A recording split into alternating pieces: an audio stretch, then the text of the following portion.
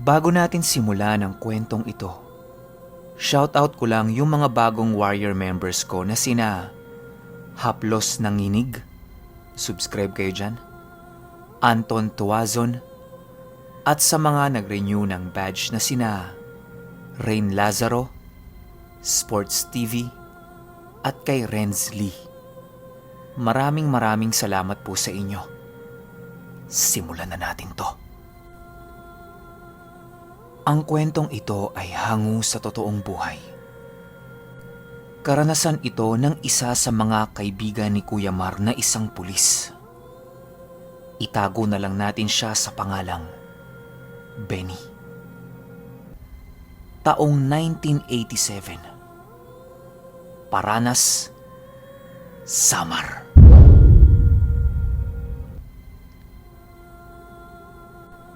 Itong mga panahong ito, baguhang pulis pa lang si Benny.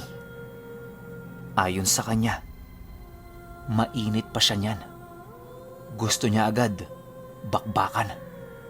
Kaya nga siya nagpulis eh. Pero hindi yon ang nangyari sa kanya. Wala siya sa field. Nadestino siya nun sa isang presinto. Unang araw niya sa presinto, pang-umaga siya. Sa araw-araw niyang pagpasok dito, nasaksihan niya na yung iba't ibang klase ng mga tao.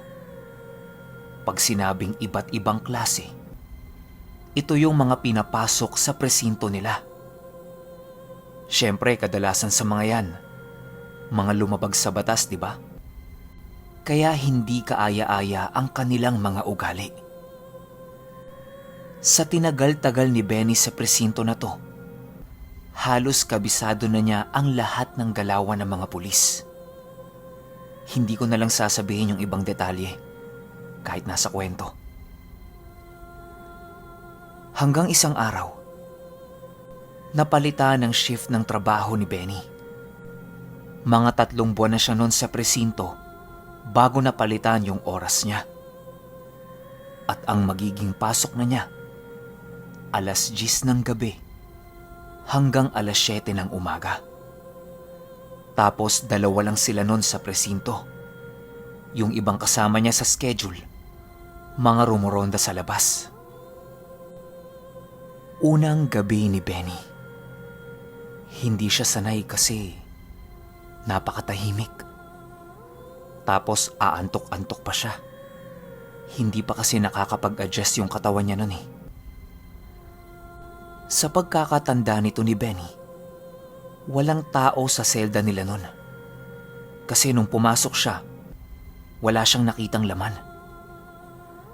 Nakakapagtaka nga kasi araw-araw marami silang nahuhuli. Tapos yun lang yung araw na yun na walang laman yung bilangguan.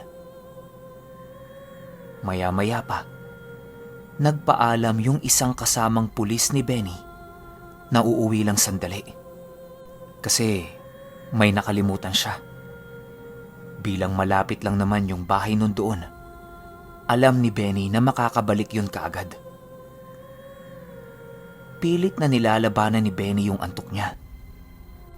Naglalakad-lakad siya nun sa presinto nang meron na lang siyang narinig na kalampag sa kulungan nila. Nagulat si Benny kasi walang tao doon, di ba? Paglapit niya,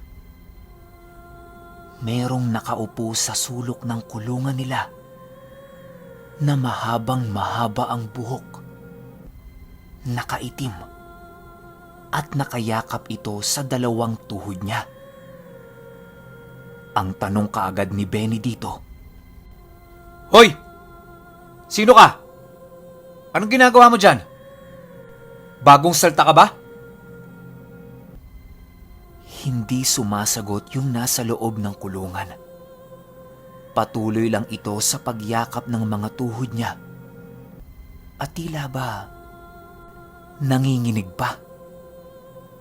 Sa galit ni Benny, tinadyakan niya yung selda at sinigawan niya ito. "Hindi ka sasagot? Hoy!" Bakit ganyan ang arte ni Benny? Dahil pinapakita niya lang doon sa nakakulong na hindi siya takot dito kahit nakakaramdam na siya ng kakaibang kilabot. Ayon pa kay Benny, ayaw magsibabaan ng mga balahibo niya nun. Nakataas lang lahat. Hindi naman niya alam kung bakit. At saka, hindi naman malamig eh. Kaya, bakit siya kinikilabutan, di ba? Patuloy pa rin sa pagtanong si Benny doon pero wala siyang nakukuhang sagot. Maya-maya pa, bumalik na yung kasama niya. Nilapitan yon kaagad ni Benny at ang sabi niya, "Kabo, meron pala tayong huli. Bakit di mo sinabi sa akin kanina?" Nakatitig lang sa kanya yung isa pa niyang kasama. Tapos tanong nito sa kanya, "Ha? Huli? Wala tayong huli ngayon. Hindi mo ba tiningnan yung lag?" Kumunot ang noo ni Benny. Sa isip-isip niya, "Oo nga no, nakalimutan kong tingnan." Hindi na naisip ni Benny na tingnan pa yun. Hinila na niya yung kasama niya para puntahan yung kulungan. Pero, pagdating nila doon, ni bakas nung nakita ni Benny, wala ngang nakakulong doon. Pilit ng pilit si Benny na meron nga siyang nakita kanina. Sinabi niya pa kung ano yung itsura. Nakaitim, mahaba ang buhok, nakaupo sa sulok. Nang bigla siyang awatin ng kasama niya. At ang sabi nito sa kanya, "Wala nga tayong huli. Nakita mo naman oh, walang laman yung kulungan." Hindi na lang din pinilit ni Benny. Sa wala siyang makita anong gagawin niya? Mga bandang 1:00 na ng madaling araw. Yung mga rumorondang pulis na kasama nila sa schedule, bumalik sa presinto, bit-bit ang 3 lalaki. Ang sabi ng mga pulis, mga magnanakaw yun.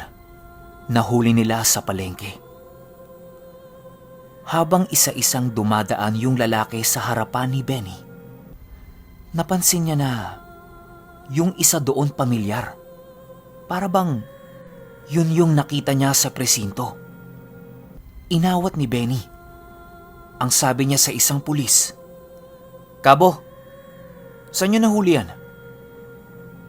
Sagot nun sa kanya, "Sa mga bahay malapit sa palengke. Nakita nilang umaakyat sa bubong. Buti na lang nahila niya." Yung lalaking yun, tumingin kay Benny at ngumiti. Matapos nilang ipasok sa kulungan yung mga yon, umalis kaagad yung mga pulis. Ang sabi nila, meron pa silang iikutan. Biglang singit yung kasama ni Benny sa presinto na sasama din siya. May gusto siyang ikutan na bahay. May nagtimbre kasi sa kanya doon na merong iligal na gawain. Pumayag naman yung mga pulis na rumoronda. Dagdag puwersa din nila yon. Ang kaso lang, maiiwang mag-isa si Benny sa presinto. Siyempre hindi siya papayag. Ang sabi niya, "Kabo, mag-isa lang ako maiiwan rito? Paano yung mga nahuli? Ako lang titingin?" Ang sabi sa kanya nung isa, "Pulis ka, di ba? Dapat huwag ka magpasindak sa mga yan. Kapag tumakas, barilin mo." Tatawa-tawa pa yan habang naglalakad papunta ng sasakyan nila. Nung makaalis na yung mga yon, ilang oras ang lumipas. May 2 babae ang nagkukumahog na pumunta ng presinto. Sinalubong ni Benny Ang sabi niya, kalma lang ho, kalma lang ho. Ano po bang problema? Iiyak-iyak pa yung isa. Ang sabi nito sa kanya, yung asawa ko ho, na pagbintangang magnanakaw. Hindi po magnanakaw yan.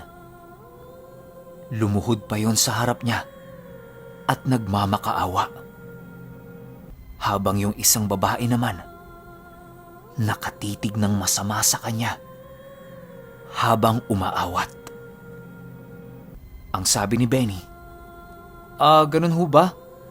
Sige ho. Umupo na muna kayo dyan. Pinaupo yun ni Benny sa gilid ng presinto, tapos kumuha siya ng tubig para kumalma yun. Pagbalik niya, yung dalawang babaeng pinaupo niya, wala na doon. Nagmadali si Benny na umikot sa presinto. Baka kasi biglang buksan yung kulungan eh. Pero kahit nakaikot na siya, wala pa rin siyang nakita. Nang bigla na lang, tawa ng tawa yung lalaking nakaitim sa loob ng kulungan. Sa pikon ni Benny, tinadyakan niya yung kulungan. Tapos ang sabi niya, tumigil ka ha? Hindi ako natutuwa sa'yo. Sumagot yung lalaki sa kanya ng, nagkita na tayo kanina, di ba?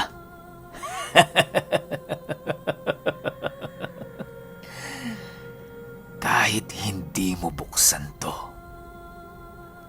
mabubuksan ko to, kabo.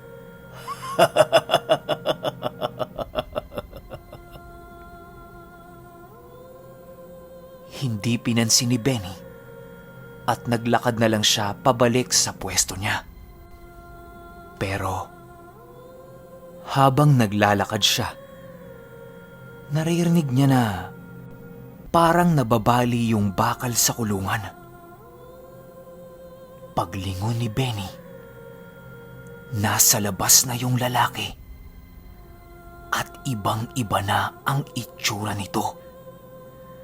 Napakahaba ng nguso, may dalawang maliliit na mata, buhaghag na buhok, malalaking tenga, mahabang braso, at meron itong mga naglalakihang ngipin at tumutulo pa ang laway. Pumorma yon na tatalo na papalusob sa kanya. Si Benny naman, pilit na binubunot yung baril niya. Kaso lang, hindi niya mabunot eh. Parang may pumipigil na kung anong puwersa dito. Pagbalik ng tingin ni Benny doon sa nilalang na yon, nakatalo na at nahawi na ang ulo niya. Ramdam na ramdam ni Benny yung sakit ng pagtama ng kukunon sa ulo niya. Nang bigla na lang, ibinaon nitong nilalang yung kuko niya sa tiyan ni Benny. Unti-unti nang dumilim ang paningin niya at tuluyan na siyang nawala ng malay. Pagmulat ni Benny, nakarinig siya ng sigawan. Parang nagkakagulo. Napakaingay. Tapos meron nang yumuyugyug sa kanya. Napabalikwas si Benny sa kinauupuan niya at sabay bunot ng baril. Sabi ng isang kasama niyang pulis, "Bakit tutulog-tulog ka? Nakatakas yung mga huli kanina." Si Benny naman, wala pa sa wisyo. Kasi yung pakiramdam niya kanina, totoong nangyari eh. Hindi siya tulog nun. Pero andun eh. Inikot nila yung buong presinto at nagbakasakali silang hindi pa nakakalayo yung mga yon. Pero wala na silang nakita. Pagtingin ni Benny sa kulungan, nakabukas na yon at nakalaylay yung susi. hindi niya mapaliwanag yung mga nangyari sa kanya. Kasi hindi naman talaga siya natulog eh. Paanong nangyari yun? Ilang araw ang lumipas. Pinaimbestigahan mismo si Benny. Kinuwento niya ang bawat detalye ng nangyari sa kanya. Kaso lang, hindi siya pinaniniwalaan nung mga nag-i-interview. Pinagbibintangan pa siya, nakasabwat nung mga nakatakas. Mabuti na lang, merong sumalo sa kanya. Nakasama niya ding pulis na ilang taon nang nagseserbisyo doon. Ayon dito, nangyari na rin sa kanya yan ilang taon na ang nakakaraan. Parehong-pareho sa kung anong kwento ni Benny. Akala niya nung una, baliw na siya. Pero hindi. Kahit tingnan pa nila yung naging record niya sa interview niya noon, tapos ikumpara nila kay Benny, parehong-pareho ang pagkakakwento nila. Ginawa yun ng mga nag-i-interview. At ang lumabas, positive. Totoo nga yung sinasabi niya. Nakalusot si Benny sa investigasyon na yun. Pero hanggang ngayon, palaisipan sa kanya kung papaano at bakit nangyari yun. Tinanong niya doon sa nagsalba sa kanyang pulis. Ang sabi lang nito, aswang yung mga yon. Kung papansinin mo ang kwento natin, palaging may kasama silang dalawa sa loob. Tapos kapag tatakas, kasama rin yung kasama nila sa kulungan na itatakas. Maaaring inaalay nila yon o malaki ang posibilidad na doon sinasalin ng mga mamamatay na aswang yung lahi nila. Gawa ng hindi naman yun taon-taon nangyayari. Parang 5 o gada 6 na taon lang. Pero hindi pa rin ako sigurado. Basta ako, naniniwala ako sa mga aswang dahil meron kaming kamag-anak. Nang marinig ni Benny yan, hindi siya kumbinsido. Sa isip-isip niya, aswang? Hindi naman totoo yun eh. Panakot lang yun sa mga bata. Pero, nagbago ang pananaw niya nung patagal na siya ng patagal sa presinto, tapos hating gabi ang kanyang schedule.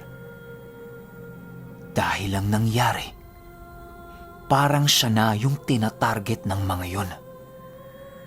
Iba't ibang paramdam na ang nararamdaman niya, na tanging siya lang yung nakakaramdam at nakakakita sa mga nilalang na paikot-ikot sa kanilang presinto. May nangyari pa isang beses na meron siyang tinutukan ng baril na malaking baboy. Kasi para siyang inaambahan nun na lulusubin siya. Pero nung nahimasmasan siya, kasamahan niya pala yon sa presinto. Buti na lang, hindi niya ipinutok yung baril.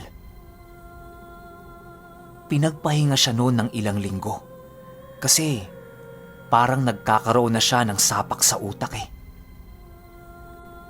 Pero nung bumalik na siya sa serbisyo, nagpalipat na lang siya ng estasyon. O kung hindi man siya nalipat, nag-request siya na baka kung pwede, ibalik na lang siya sa pang-umagang schedule. Mabuti na lang, merong baguhang pulis at yun ang nilagay sa panggabi. Pero, ilang taon nang lumipas, yung naging kapalit niyang yun, bigla na lang nawala at hindi na nakita pa sa kanilang presinto.